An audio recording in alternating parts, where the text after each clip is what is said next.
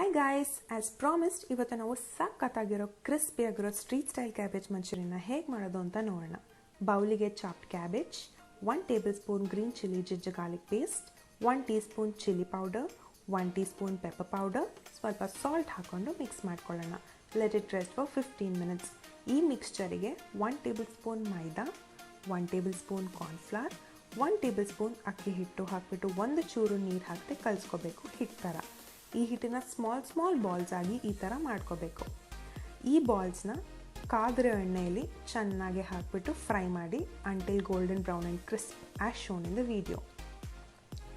In another hot PAN ಎಣ್ಣೆ ಹಾಕಿಬಿಟ್ಟು ಸ್ವಲ್ಪ ಬೆಳ್ಳುಳ್ಳಿ, ಆನಿಯನ್ಸ್ ಹಾಕಿಬಿಟ್ಟು ರೋಸ್ಟ್ ಮಾಡ್ಕೊಳ್ಳಿ.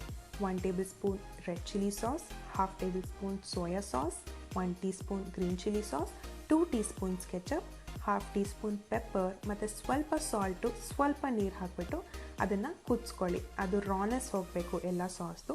ಸ್ವಲ್ಪ ಎಕ್ಸ್ಟ್ರಾ ಹೀಟಿಗೆ ಗ್ರೀನ್ ಚಿಲ್ಲೀಸ್ ಹಾಕೋಬೋದು. ಈ ಮಿಕ್ಸ್ಚರು ಗ್ರೇವಿ ಕನ್ಸಿಸ್ಟೆನ್ಸಿ ಬರೋಕ್ಕೆ 1 to 2 ಟೇಬಲ್ ಸ್ಪೂನ್ ಕಾರ್ನ್ಫ್ಲವರಿಗೆ ಹಾಕ್ಕೊಂಡು, ಆಮೇಲೆ ಸ್ವಲ್ಪ ಕೊತ್ತಂಬರಿ ಹಾಕ್ಕೊಂಡು, ನಿಮ್ಗೆ ಎಕ್ಸ್ಟ್ರಾ ಸಾಸಿ ಆಗಬೇಕಂದ್ರೆ ಸ್ವಲ್ಪ ನೀರು ಹಾಕ್ಕೊಂಡು ಕುದಿಸಿ ಚೆನ್ನಾಗಿ.